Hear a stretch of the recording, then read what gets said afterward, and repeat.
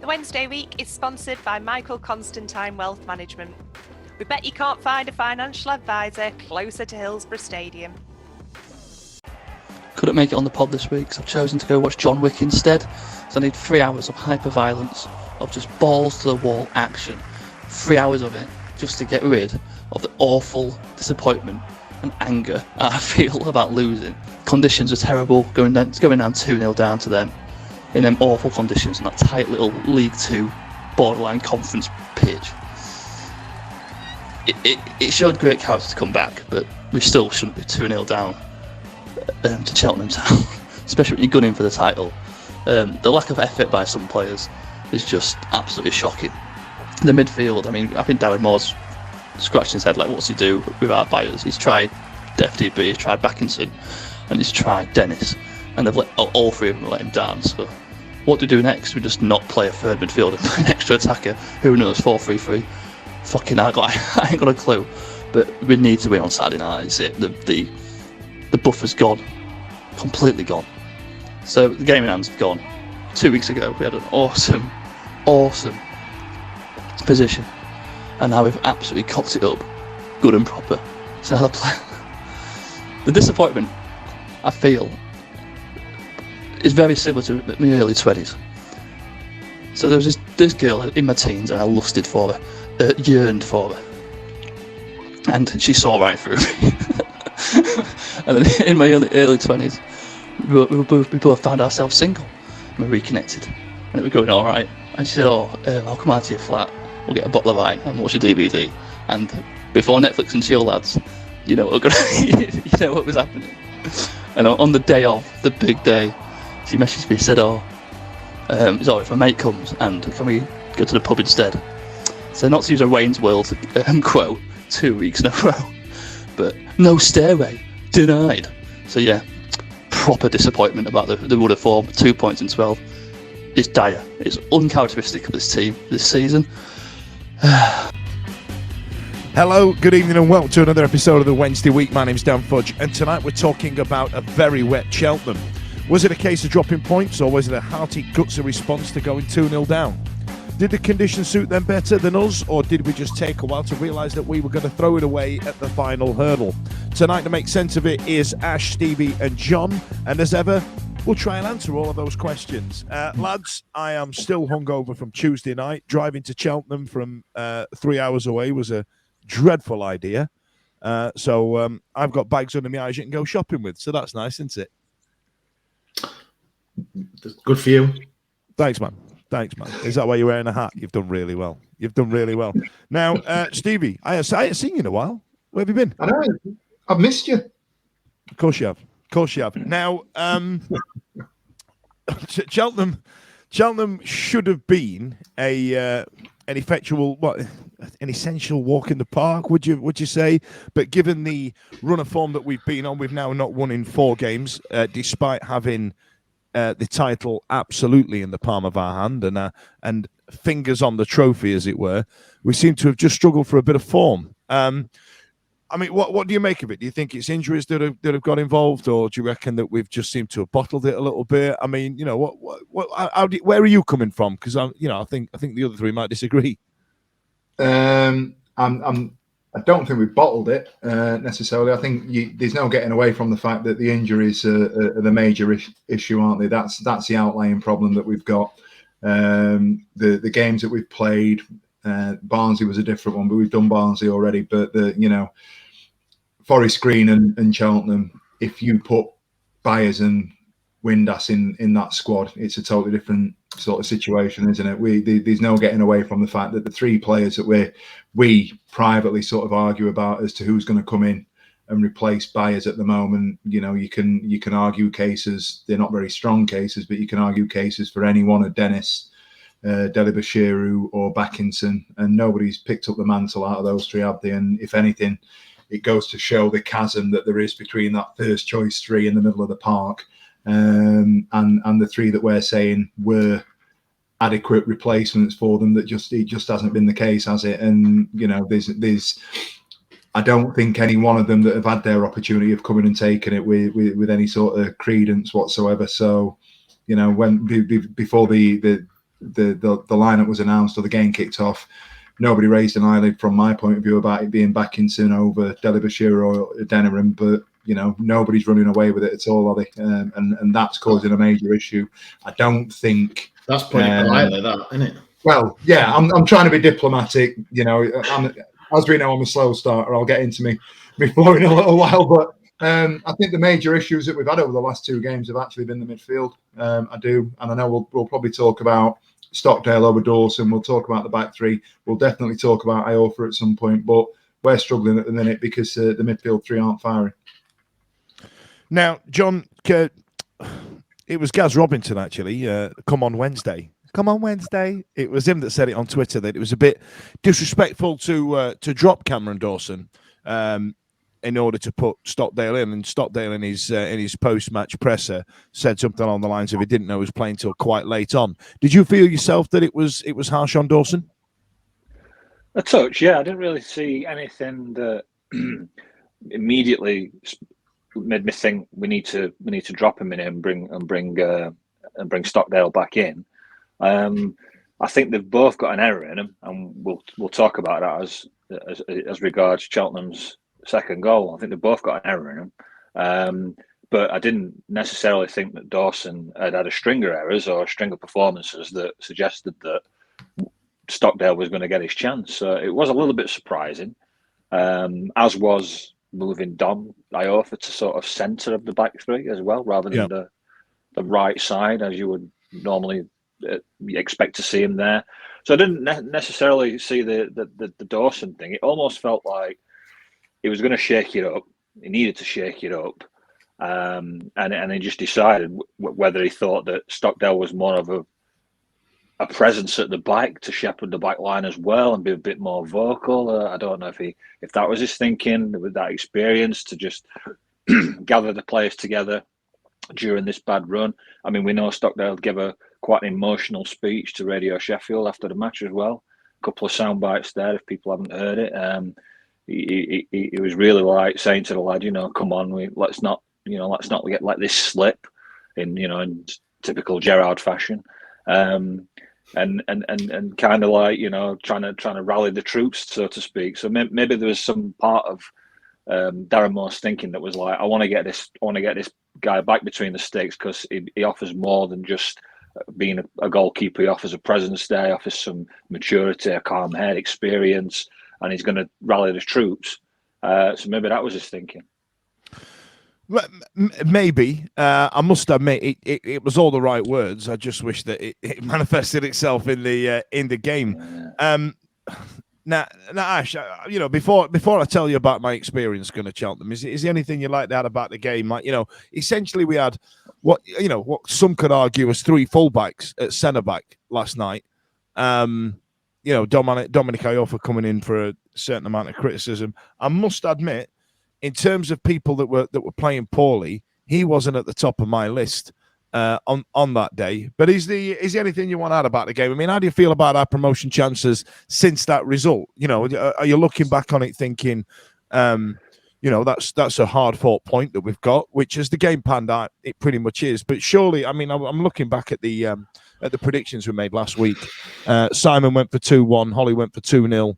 Vic went for 3-1 and I went for 3-0. We all thought it was going to go a certain way. I mean, how do you feel? Well, you're asking the wrong person, aren't you, really? Because I'm not obviously like a full of rainbows, am I? I'm a bit. That's why I've come to you, mate. I'm a bit on the. We could be 11 points clear with 11 points to play, and I'll still say we'd fuck it up. You know what I mean? So it's it was to me. It was like I don't.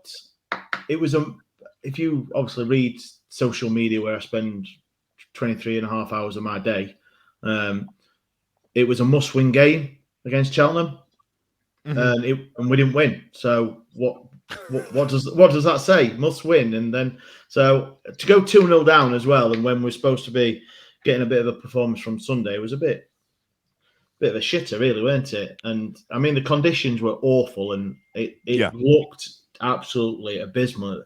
And they got the old Rotherham United squeegees out, didn't they, for at one point?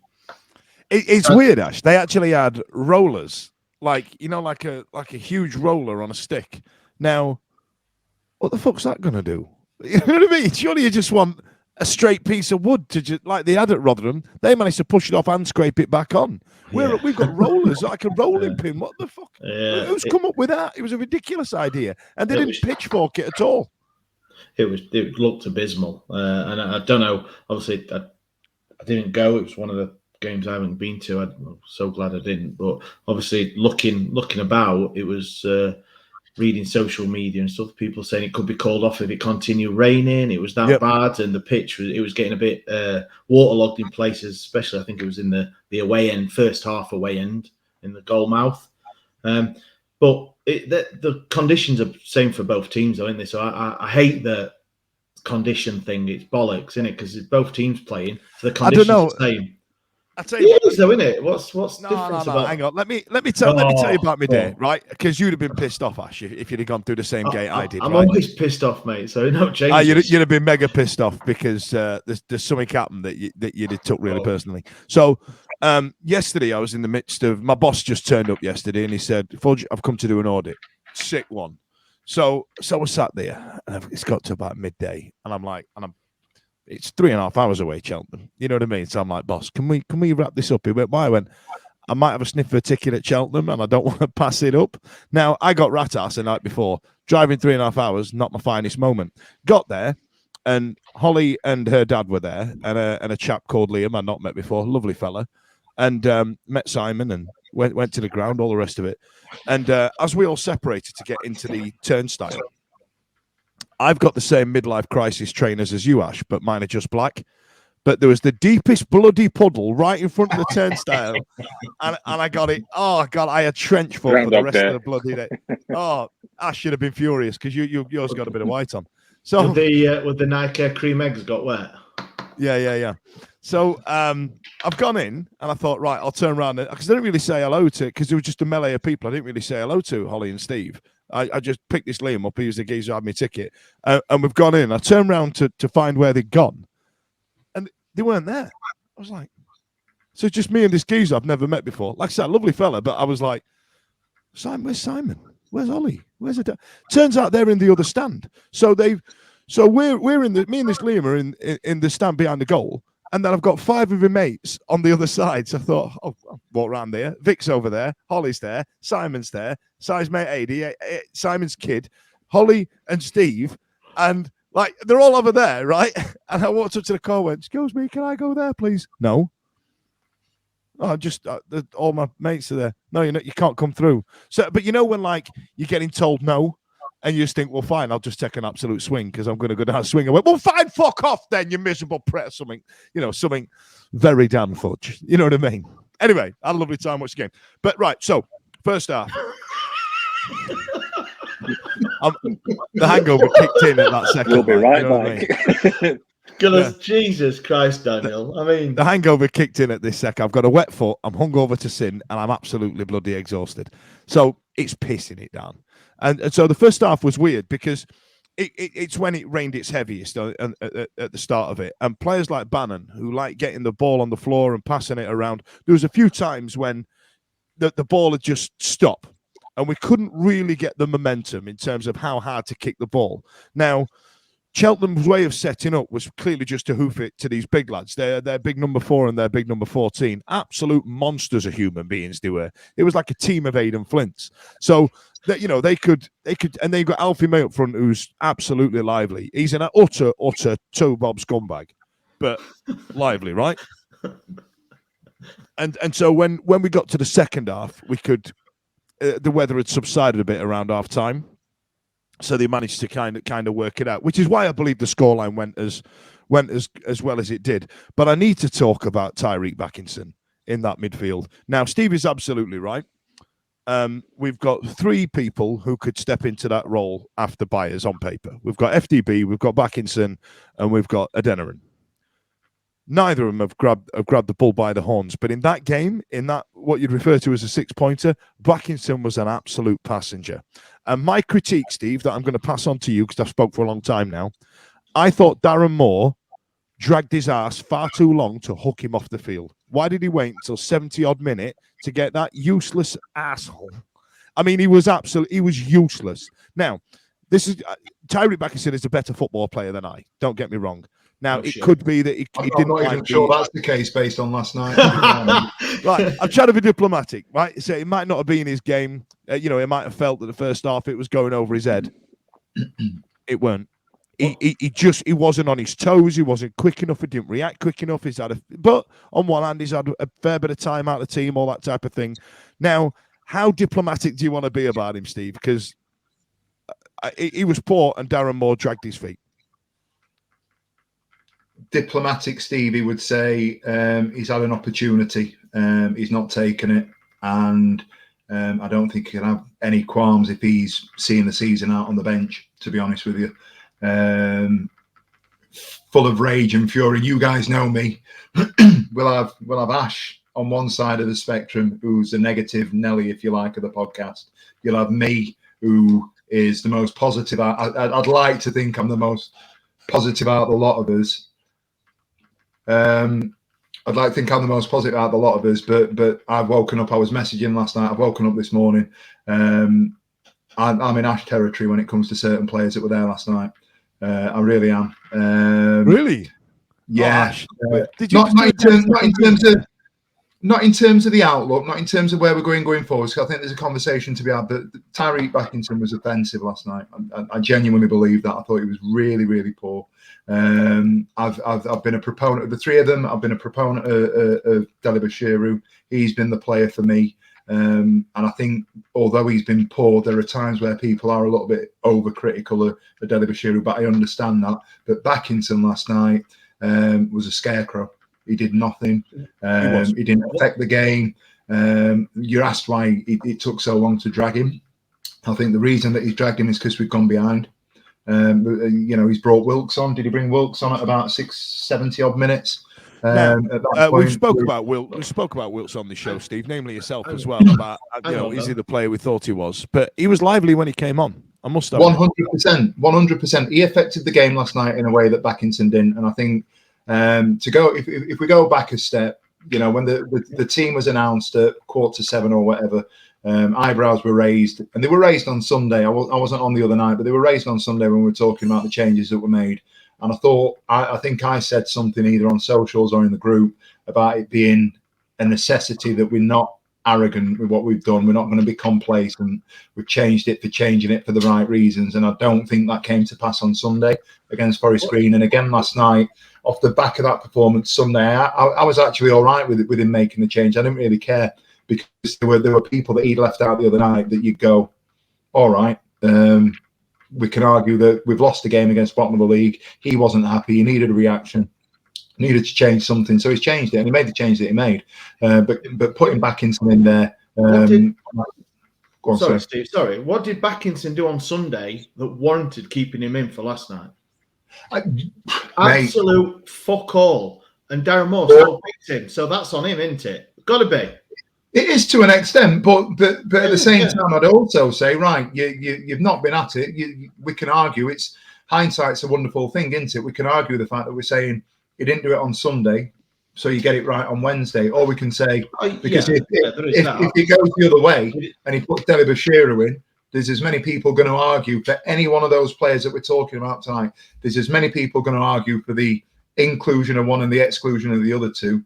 So it's a bit of it's almost an irrelevant point, Ash, isn't it? Because if they're all as shit as each other, he said. Basically that. If we'd have got 2-2 last night with Adeniran playing in the middle of the park, there'd have been a fair number of people going, well, he should have kept Bakison in. And if there's not after Sunday. No one would have said after Sunday that Bakison would have been in. Ash, you've been on Twitter. I'm telling you. I'm telling you. Oh, yeah, of course. Of course, there's fucking idiots on Twitter. We all know that. I'm one of them. I'll argue it all day long. People are going to, because they've been that abject. The three of them, you can't slide a piece of paper between them to know the difference. So I'll tell you what, that one last night, Steve, though, if I had the choice, knowing obviously it would be with the benefit of hindsight, knowing that Bakison was going to play that poorly, right?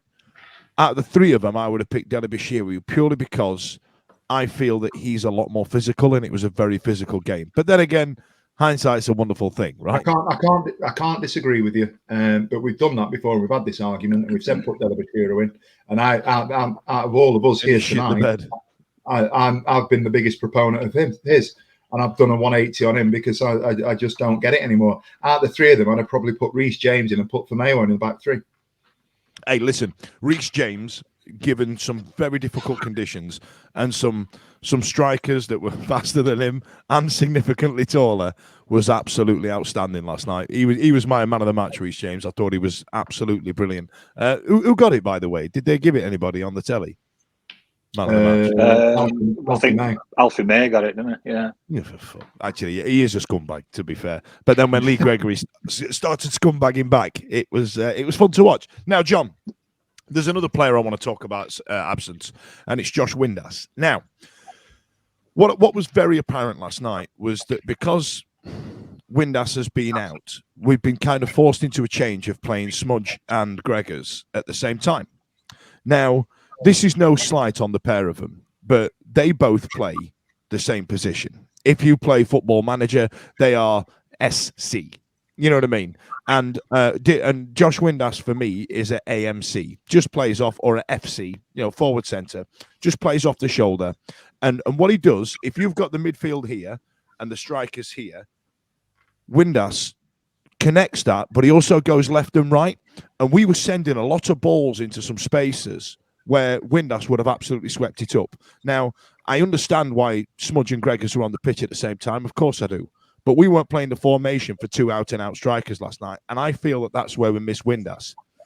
I mean, did you see the same thing as I did? Oh, yeah, for sure. You could see Windass, he plays in that free role, doesn't he? He's got license to kind of roam and connect midfield and attack. He's not strictly a striker, as we've said before on the pod. He does like to roam around the pitch. Putting the balls into those spaces would have been handy for him to be on the side. I think you find that Smith and Gregory are just too similar, aren't they, to work as a two, or certainly at the moment working as a two, because they've both got similar traits in how they play up front there. They like to play with a back to goal, hold up the play, bring others into it, and obviously get themselves into the box for crosses, high and low crosses, which obviously work for Gregory near the end there. But yeah, it's not having that option, is it? Once Windass is out, anyone.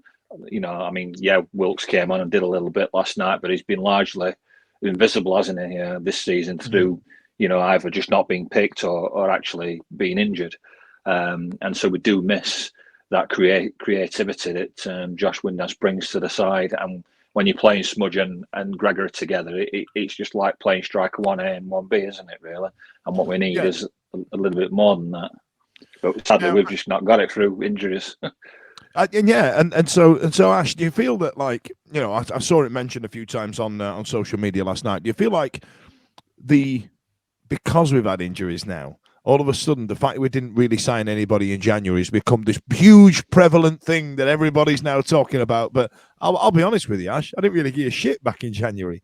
It's only since we've lost the players have I gone, shit. I mean, we spoke about it on Tuesday, sort of saying, how many players do we want for each position, 6 or 7? But, do you reckon that that's going to rear its head if we fail to get automatic promotion? 100%, of course it is. Well, it doesn't matter. Like the lack of transfer activity in January, it's going to be in it because it's a glaring omission, isn't it? That someone could easily pick up and point at and hit Darren Moore with.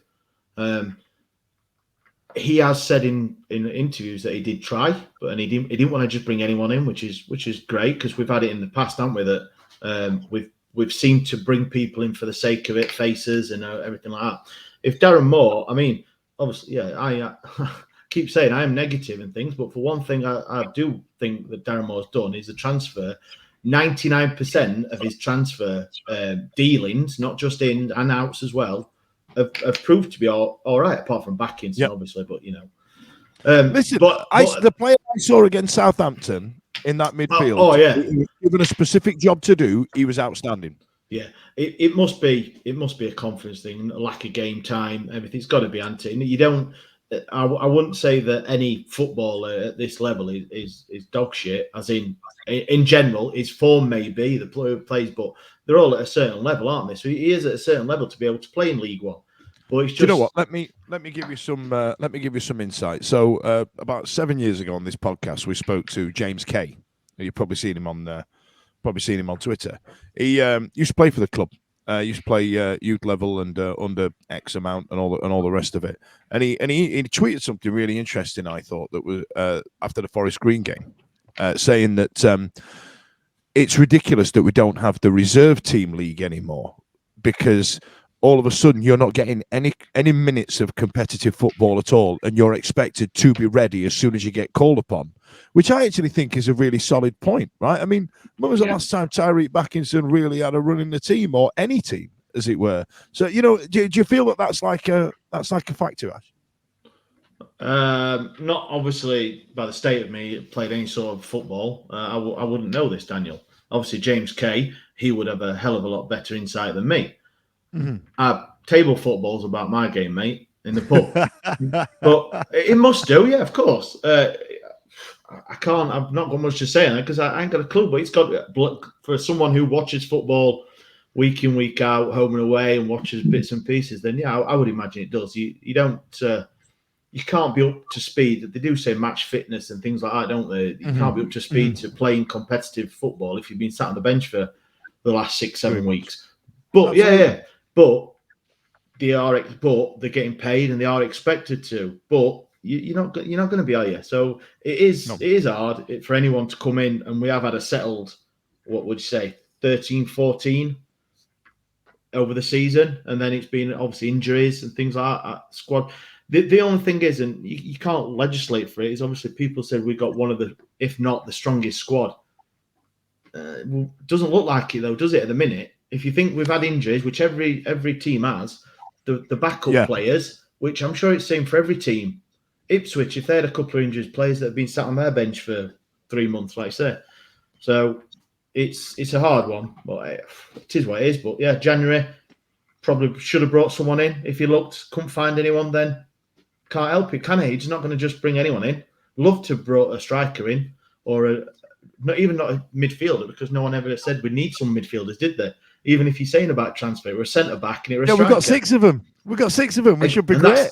And that's the position at the minute that we're fucked at because of one player, and that's that was the one position we didn't need to exactly on paper. Yeah, now listen, ladies and gents, that was a significant amount of football analysis there. So I'm just going to get silly for a second. Hey, John, Aidan Flint's a big sexy bastard, isn't he?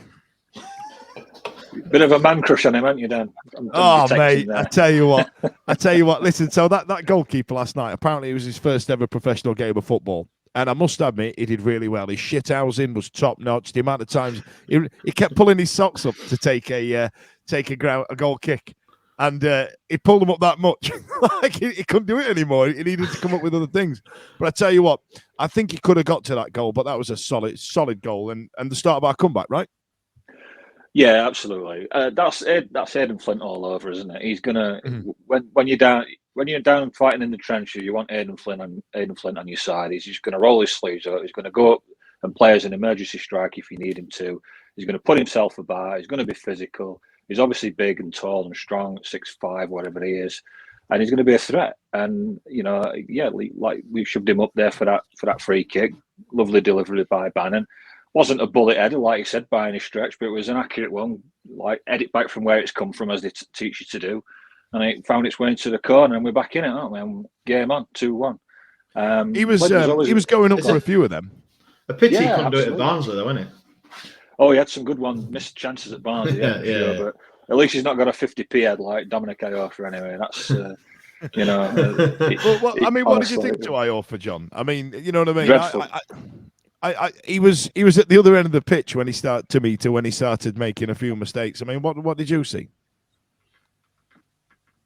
I mean, look, John, he was, what's the word? He was up against it the first half, right?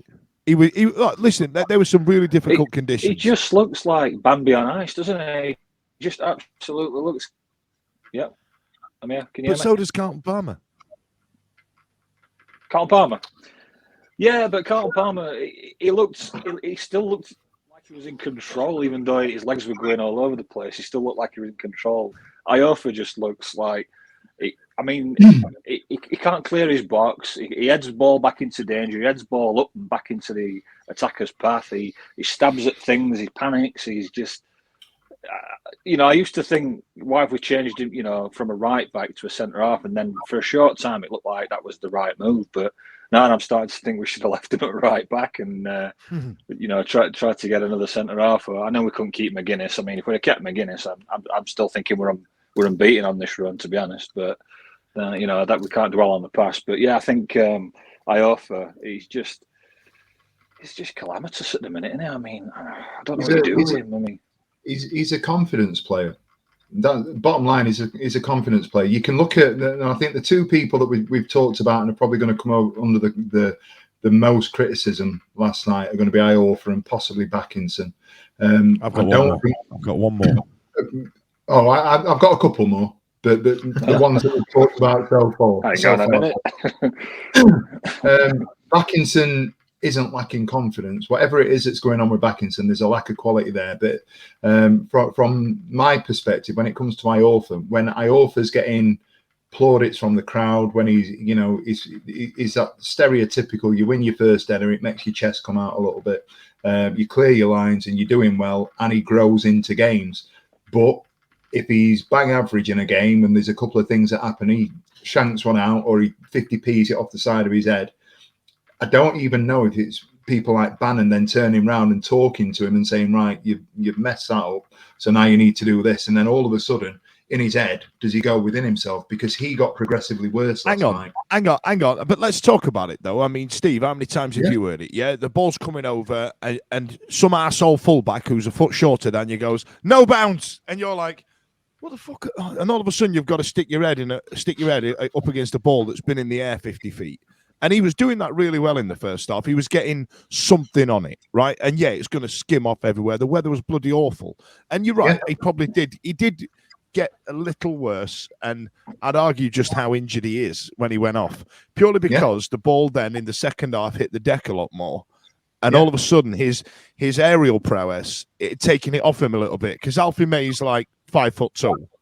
You know what I mean? He was underneath him all over the place. Do you know what I mean? You reckon that was a factor? But that's exactly the point I'm making. As the game's gone on, those things that become bread and butter become much more difficult for him, don't they? And that's it. I don't think he's Bambi on ice. He's got no control over his legs or anything like that. But, when we talk about him being Bambi on ice, it's not because he's got no coordination. It's because he's shitting himself. And that's happening. There was one. There was one. He's just literally, he's played it square out of play. Because he didn't want to try and clear his lines or anything like that. He's just gone, do you know what? I've shit it. I'm going to turn and I'm going to kick it 10 yards out of play. And he just played it square. And I'm thinking, at least put your foot through it and try and get it over the halfway line, even if it goes out of play. It's hard to say that I feel sorry for the bloke because, like Ash has said, these guys get paid an inordinate amount of money to do what they do. But he is the player at the moment in that back line that is under the spotlight. Whether or not people will, whether or not he'd have sort of thought about the reaction he'd have got, because not many people last night at 6:45 would have gone in, on social media and what have you, would have gone, oh, we're going to drop Flynn and we're going to put Iofa in at centre half. Now, clearly, there you can only argue that would have been to try and counteract the pace that they potentially got up top. Yeah, and I have to say on that point, just while we're talking at the moment, your hello from the other side, the fellow was talking about the lad they brought in from Ireland. In the week, Ash, the guy that was playing, was that the lad, the 27? Was that Keener? He scored. Yeah. Scored the first one. Was he the one that brought that ball down from somewhere astronomical and just killed it on the spot like that? Let's make no mistake about it. It weren't just Alfie May last night. He weren't poor, were he? And they've done all right. And we're sitting here. And shit conditions, though, Stevie. Mate, the negativity around the place, I know what you're saying in terms of the conditions. To go back to that point, from my point of view, when we're talking about it being the same thing, the same conditions for both teams, there were passes that Bannon were making last night that on a Hillsborough pitch without the rain, I had those slide rules between the fullback and the centre half. that happens last night. That were never going to happen last night, and he's tried it a couple of times. There was one pass, Yeah, an so it uncharacteristic mistake from Bannon where he tried to play across. It was in the middle of the park, and he tried to play across. What you'd say, you'd argue, given the view I had across the face of goal, but it was a good 40 yards out, like, you know what I mean? And I think it led to one of their goals, didn't it? It was a misled pass, wasn't it? Second goal. Was Yeah, it the second intercepted one? one, isn't it? Yeah. Sorry, Ash, go on. I don't know what I was going to fucking say now. Yeah, it was probably going to be something. You were going to moan about the pitch not being a leveler. The Wednesday week is sponsored by Michael Constantine Wealth Management. We bet you can't find a financial advisor closer to Hillsborough Stadium. Blair, I've put you on specially. I brought you onto the side to talk about men's grooming, downstairs grooming. Well, as you know, I'm the biggest men's grooming guy in the biz today, Fudge. Well, of Tell course me you more. are. Of course you are. And I know that you're a big gym guy. I know you're a big runner. And have you ever been out and about and all of a sudden you've got what can be described as a small fire down there? It's as red as a fire engine down there sometimes, Fudge. Well, I tell you what, that's a good point because right now the Wednesday week for the next few weeks is going to be brought to you by Manscaped, and we're Tell giving me away. Well, we're giving away discounts on the Manscaped 4.0 bundle. What's it include? I've got it's the performance package, mate. You've got the lawnmower 4.0 trimmer, weed whacker, yeah, a crop reviver toner, so you know it brings it back if you need it. Performance boxer briefs if performing is an issue for you, mate. I'm fully seated, but you know. Fully seeded. I enjoy that. Yeah. So and then we've got all the bits that'll keep it off the bathroom floor. We've got well, it's waterproof. It cuts down the issue that you might get. It helps reduce the likelihood of getting an ingrowing hair as well. Perfect. And that's You know what I coming mean? from a Gillette fan. In it. So I thought you'd be a fan. So listen, you guys back home, you guys watching and listening right now, you can get a discount on this if you enter the code TWW20 into the checkout at the end, and you can get yourself a 20% discount. That's the Manscaped 4.0 bundle. Get on it. The Wednesday week is also brought to you by Michael Constantine Wealth Management. I bet you can't find a financial advisor closer to Hillsborough Stadium. Where? Oh no. Yeah. Well, that's I was saying. It's I difficult. thought the conditions were a leveler. Oh no, that was it. You were saying about Bannon making a few passes and they didn't reach the target. Then you adjust your play though, don't you? Yeah, and Bannon was essentially a didn't? bit of a passenger first half because you couldn't suit, given the conditions that we had, kind of nullified Bannon a certain amount because he was reduced to having to slap this ball across here, and it took him a long time to realise how hard to hit the ball. I mean, that's not even a critique. I'd be exactly the same. Cheltenham clearly turned up to hoof it at the big lad or the fast lad. You know what I mean? And that's where the conditions were different. We play this nice little passing out from the back. Christ almighty, the first 10 minutes were hairy watching them try and take a goal kick and watching them trying to move the ball around because the ball wouldn't move. Yeah. Bloody awful. Whereas Cheltenham would go, ooh, whack. You know what I mean? And that'd be it. I mean, first 5 minutes, Stockdale got that much mud on him. It looked like he'd been for a spa day, didn't it? Well, it was just ridiculous with pitch conditions and stuff. Listen, I owe David Stockdale a bit of an apology. When the kits got released at the start of the season, there was a photo of him looking quite non-sportsmanlike. It was an unflattering picture, and I remember going, ha ha ha, look at David Stockdale, right? And I've been in the gym a bit now. I feel like I'm in good shape, and being that close to him, and you know what I mean, and seeing him on the pitch, I remember thinking, I am fatter than he is. You know like I got there and went, oh shit, I've got more muffin top than he has. Shit. It's a good job I ain't gonna wear that top. So I'm blaming it on the shirt. So if anybody wants to take the piss out of David Stockdale in the kit release, it's an unflattering shirt, lads. Yeah, he's not quite Neville Southall levels, is he? Let's be honest. No, he ain't. Right. Okay. Before you move on, mate, can we just have a quick chat about the second goal, because I think that's going to divide a couple of opinions. Because I know that people have been saying, I'm trying to think who it was. Somebody put on Twitter that I'd seen that was saying that we shouldn't have dropped Dawson. Dawson saves a second goal. It was it from distance, wasn't it? The first shot, and he's parried it, Stockdale. I will argue against anybody saying that was Stockdale's goal, fault, the second goal, because those conditions last night, the ball skipped up, it's jumped up. Yeah. He's done what he can with it, and I don't lay any sort of blame at Stockdale. He's come back in, not knowing that he was coming in till quite late. I thought he was outstanding last night, and credit to him. Made a couple of great saves, didn't he?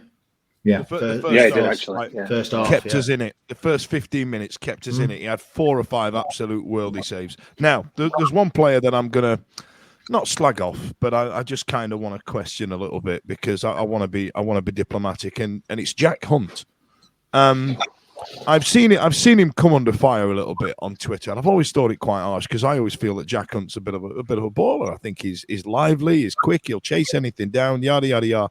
But what I found him done since his return is that, so if you're the centre back on his side of the pitch, yeah, you want him to not only do the fullback role, but the attacking midfielder role, right? And every time when Reece James could have stepped out and maybe even marauded down the right-hand side, he'd either want cover. But what Hunt kept doing was standing in his channel. Like, you're in the way, Jack. Either get on your bike or shift and cover me out.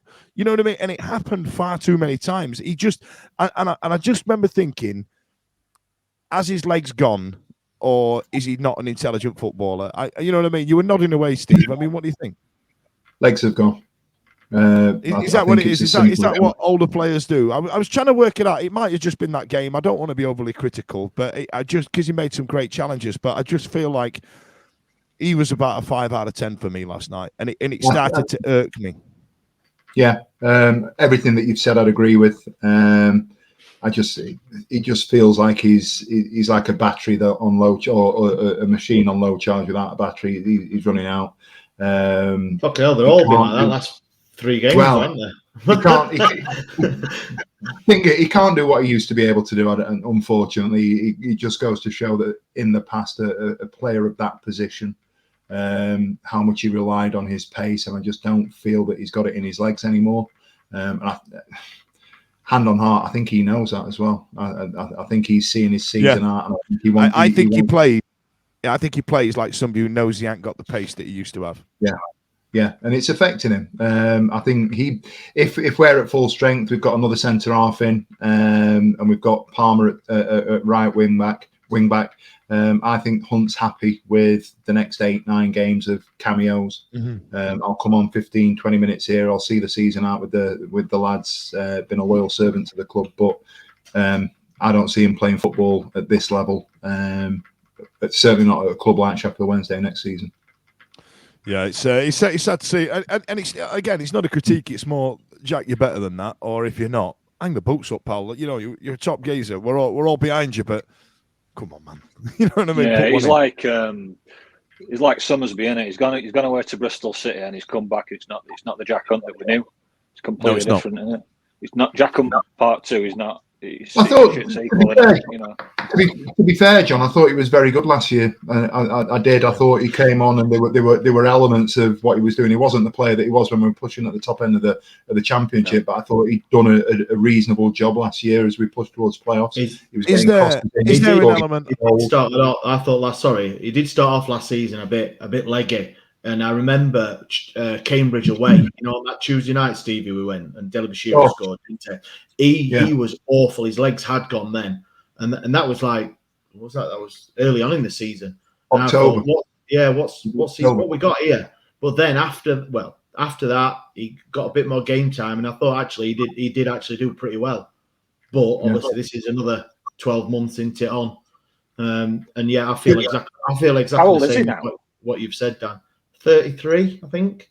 Do you know what I'd say though? If we go still 10 years younger than we are. Of course. If we go and look at Delabashiro, for example, we're arguing about him. If only Delabashiro. No one's arguing, Stevie. No, what I'm saying is, the point I'm making is, if only he did this, if only he was able to refine that, if only we could put a rocket up his arse, if only we could get Backinson to think a little bit more about what he's doing, if only we could get Iorfa to concentrate and have a little bit more confidence. I don't think we can give Jack Hunt anything to make him a better player. I just think physically he's winding down. Yeah, physically. So there's nothing Darren Moore can do, like you said, physically, but what the other players you've mentioned that Darren Moore can work with or have a word with or do whatever. And that's the difference. And he hasn't. I think one of the most damning things that came out last night was when Darren Moore was questioned directly about the inclusion of Backinson and then bringing on FDB and how they'd not put a shift in at all. He more or less admitted that, but then said, in a roundabout way, I ain't got much other options really. So I've got to play him. They've got an opportunity to have another go on Saturday. So I mean, it's like this is where we are, isn't it? We've got such a loss for buyers, but then the players that are coming in aren't performing. But we haven't got a lot of a choice. It's that you've got to go with him. Just you all know my memory's shit, and that's why I'm crap at quizzes and all that. Right, and this is not like setting anyone up or anything, but like when was it Exeter away, Bannon got injured and did he do his hamstring for 6 games? Yeah. Can anyone remember who came in and played or what sort of system? Because I'm just thinking, obviously we lost Bannon then, and we still went. Obviously we played well, still kept the unbeaten, but then we've lost Byers, who is equal, or some people think he's better, and some. I think it was a chop and change job. I think it was a different one every week. Rotation, wasn't it? Yeah. I think we had. But I don't know. Obviously, something happened in them 6 games compared to the last. Yes, maybe because they haven't even kicked a ball for 3 months, type thing. I was going to say it could just trying to be a bit like team. I feel overly harsh the way we talk about Jack Hunt and some of these midfielders, but then as the game went on, right? So we're frantically pushing for an equaliser. Gregory gets one in, and we are on top. We're all over them. We're camped in their half, and then Dennis Adeniran, who went from as this midfield reserve list at the top of it is FDB, Adeniran, and then Backinson, right? Dennis Adeniran comes on at fullback and slaps the worst sitter back into the stand I've ever seen. He dropped below Backinson for me in that point. I was like, fam, it was like 3 yards. It was right there, and it was right in front of the home fans as well. We were like, oh, that was shit. He didn't even have to lever it though, did he? He just had to put it on target. Just had to put it on target. That's all. And the keeper was coming across, so there's a whole space in near post to have a pop at. That goal seemed massive, and I got the angle on it. Fucking hell, that was disgusting. And then Volks cannoned one against the upright towards the end, which was absolutely devastating. And you can see that way the way he's bent over at the end. But anyway. I must admit, lads, I meant to have a look today, but I'm on a 2-day hangover and I've been napping all day. Is promotion still in our hands? It is, right? Yeah. Promotion still in our hands. The league is now out of our hands. Right. Okay. Okay. So I think we 4 points clear with a game in that Ipswich have got a game in hand on us, or level games. That's it, isn't it? And Ipswich have got to play Barnsley as well. This is not going to surprise any of you, but I don't agree. Yeah, go on. Just because you can only take, as footballers do, you can only take the last game or the last couple of games. So in the last couple of games, you've seen enough to say that we're going to win the next 8 games, because that's what I believe it's going to take. I disagree. We'll take 8 games. Analysis. Yeah. So you've got it. So we're relying on someone else. No, we're relying on somebody else. We're relying on Plymouth to drop points if we're going to win the league. But I'm on about promotion. Automatics. Yeah. It's in our hands. Yeah. We had this conversation this morning. This is why I'm on podcast tonight, for me and you. Me and you. If it's in our hands, then if we win 4, lose 5, or lose 4, and then other teams drop it, then we've relied on other teams dropping. So it's not in our hands. Is it? No, it is. Yeah. No. I still get that. You've got more points. I get that, but we've got to rely on other teams. We're in the driving seat. Well, we don't. They have to rely. Other teams have to rely on us dropping more points than them for us not to get promoted, because we're still in the promotion. Yeah. Steve, he's fucking with you. Honest. Is he messaging you? You absolute I can see that. I've seen that look before, and I'm like, "What, really?" And he's going, "Yeah." And the way he does it, I've known him 30 years, and he's an arsehole. Because bear in mind, he reared up your teacher there, the teacher inside you going, and you were like studying going, but it's math. What's he talking about? It's just simple math. So anyway, right, as it stands, and I'm glad. Sorry, it's a great gag because I set it up this morning in the group chat. That's a long run up. That Mate, one. listen, that was what time was that? That was like 6:45 this morning, and I'm driving in, and it's come through on my watch, and I've gone right. I'm getting out of this car, and as I'm walking into work, I'm going to message him. And I've been waiting. What are we on now? I've been waiting for 14 hours to come back here. 14 hours. That's a long game. That's a long game, that Ash. Okay. Yeah, we've just got to keep winning, haven't we? That's it. That's it. It's but obviously, you're always going to look at Saturday. You're always going to look at what other teams do. But yeah, it's just. But listen, do you not feel like? I mean, Stevie's not done his Bath maths in a while. We've got the easiest running, right? Haven't we? Right? You know what I mean? No, Plymouth. We're have. second. Yeah, Plymouth's got easiest running. Is it? What's an easy running? Well, exactly. Well, exactly. whatever your interpretation of that is. On paper, on league positions, all that good stuff. But like we've seen in the last week, it's not going to matter, is it really? Because I'm sure there's some twists and turns going on, and I think Lincoln obviously will play on Saturday. I think they've got Barnsley at home. And they've only lost twice at home, I believe, all season, Lincoln. Well, I tell you what we've also got coming up as well that we seem to forget about is that Plymouth have got the Papa John's Trophy to play against Bolton, who are up there as well. You know what I mean? You've got Barnsley, who are yet to play Ipswich. So that's going to throw in some tasty affairs. And I hope that they get to Wembley and they kick 10 bells of absolute shite out of each other and none of them can kick a football again. You know what I mean? However, I've got to say this, and it's going to sound like a right sappy load of shit to say, but what an advert for third tier in English football that the 4 teams that could go up are that are going to, as it stands in the playoffs, are Ipswich, Bolton, Barnsley. Who's the other one? Plymouth. Oh, playoffs. Sorry, playoffs. Yeah, in the playoffs, right? Yeah. Those are teams that can get a solid 18 to 20 odd thousand a week in League One. That's however that playoff's going to be, Wembley's going to be absolutely insane. And if we drop into that, obviously we'll win. Leeds will take more up the Wendy. But you know what I mean? It's going to be. It's actually really. There's part of me that kind of feels sorry for these teams that are constantly in League One battling it out, and us big lads just turn up for a couple of seasons and then go, "It's been fun, lads. See you later." You know what I mean? That's hopefully, Dan. Hopefully. Well, yeah, fingers crossed. It's fingers crossed.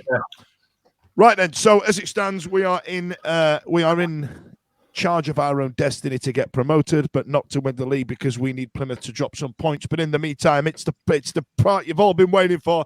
It's quiz time, right, lads? It's really easy. I'm gonna go Stevie, John, and then Ash, because it makes me laugh when Ash goes last. Now, this one's really simple, right? It's a simple question, lads. Yeah. Sheffield Wednesday managers from 1989. That's it. Can I just clarify something? Can I clarify something? Go on. Are they on loan or not on loan? You know, Stevie's got previous.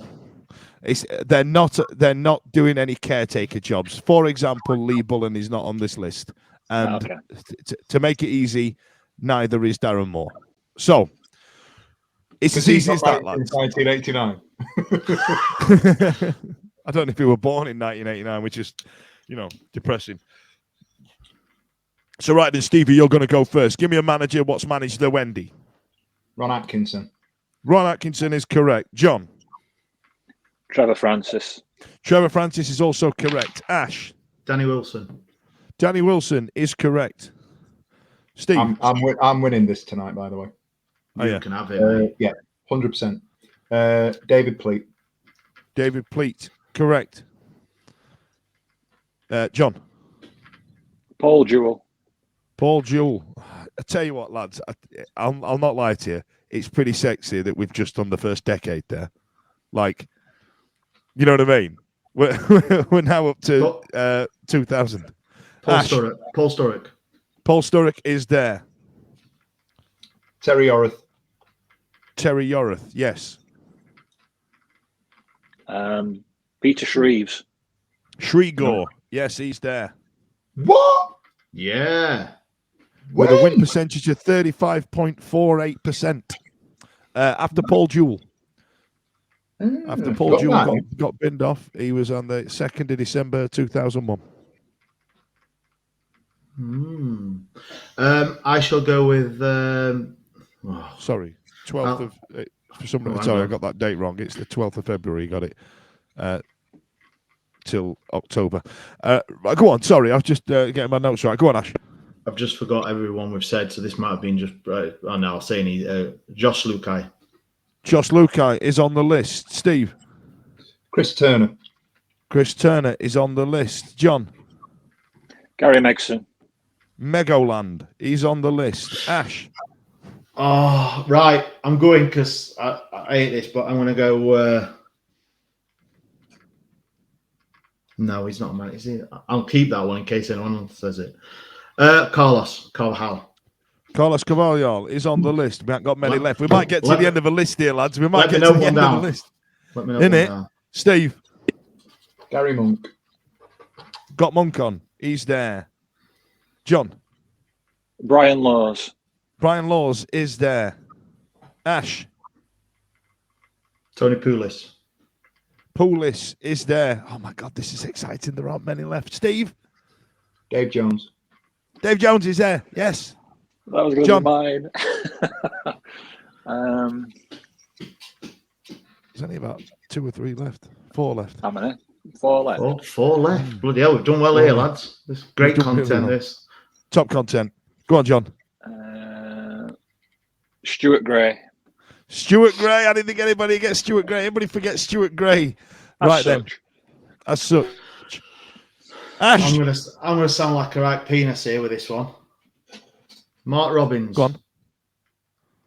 No, didn't think so. Nah, it was a valiant attempt, Ash. But that was a record for you. I know. Getting 5, mate. That's not too shabby. Right then, Steve. Here we go. Drive me home. Alan Irvine. Alan Irvine, 40.68%. John. I rubbed him out my memory banking. Pardon, John? You've rubbed one out of your memory. Rubbed one out. Not the way you're Alan thinking. Irvine. Right, I genuinely think there's only one left here, mate. I think there's only one left, and there's only He's one not left. caretaker manager because we've established that, haven't we? So Stevie's got it. No.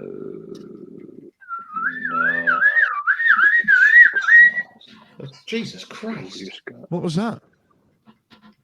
I think it's the bloody parakeet that Stevie's got lodged up his ass. He's wiggling about now.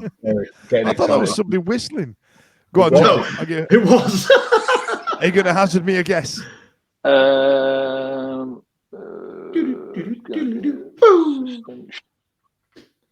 McCauley. Who? Sean McCauley. No, I did try him, but that was a no. Stevie, take me home for the win. I hope we've not said him already, but I think we're missing the snake, aren't we? He is, yeah. Oh, of course. The snake. Stevie Bruce. Cabbage. He's not on the list, is it? Stevie Bruce. Stevie Bruce is on the list. He is on the list. There was. Did anybody say Chris Turner? Yes. Yeah. I thought we did. Right, yeah. So that was it. We've actually managed to name them all, though. So, that's an absolute win for everybody. Yeah, you've got 5 in a mash. Right, you know what I mean? That's actually impressive. Okay, so in the meantime, coming up, we've got Lincoln. Ash, you've just previously done a hello from the other side. Is there anything you want to add apart from make sure you listen? Yeah, of course. Yeah, make sure you listen. It'll be up now if you're listening to this tonight, one, no doubt. Yeah. No, they're on 3 losses on a row. They've won 1 out of the last 6. So incoming 2-0 win there. 0-2 incoming. Okay. Yeah, listen about Chris was really good. So I think it's going to be a 2-0 win for Wednesday, to be honest. 2-0 win for Wendy. John? We're going to stuff them like a Lincolnshire sausage. No, we're not really. An unconvincing 2-1 win. 2-1. They're probably going to get one back, according to John. Stevie, what are you saying? I'd be happy with 1-0. Any win, but I'd be happy with 1-0 at the moment. We've just got to stop the rot, haven't we, at the minute? And let's be right, we've talked about Plymouth and Bolton playing this weekend, but then they're obviously playing in the Pete's Cup final. If we win on Saturday, Saturday, if we win Saturday, we're top of the league again, aren't we? And the pressure... Psychological, isn't it, Stevie? Yeah, the pressure comes off and goes back to them. So... Points on the board. Points on the board. It's what it's all about. So 1-0 from Stevie. I'm all right with it. I'll take it. It'll be a builder, confidence builder, but I'm going to still go for 3-0 calls Wendy. So listen, thanks a lot for joining us tonight. It's been an absolute pleasure. Thanks a lot to Ash, Stevie and John. Coming up later on, you probably might have already heard it, but we've got Hella from the other side. On Monday, we've got Pete Lohman speaking to Holly from on the My Wednesday edition. Ash, can you advertise some of the stuff we're doing, because my mind's blowing? My Wednesday, obviously the Wednesday talking to fans. If you've not listened, get on it. It's pretty great. I think it's great listening to all the fans from, you've listened to us for the God knows how many years, listen to the other people's stories. Hello from the other side, talking to obviously our upcoming opponents, which is good insight. And we do have some other interesting things coming up in the future. So stick with us. We're not a bad bunch. That's going to be a bloody nightmare. This new project, it's ambitious. Like and subscribe. Yes, that as well. On all of them. Yeah, don't forget to press the subscribe button. Listen, if you want to be part of My Wednesday, get in touch with us on Twitter at TWWcast or give us an email at twwpodcast@gmail.com. In the meantime, thanks a lot for listening. See you later. The Wednesday week is sponsored by Michael Constantine Wealth Management. We bet you can't find a financial advisor closer to Hillsborough Stadium.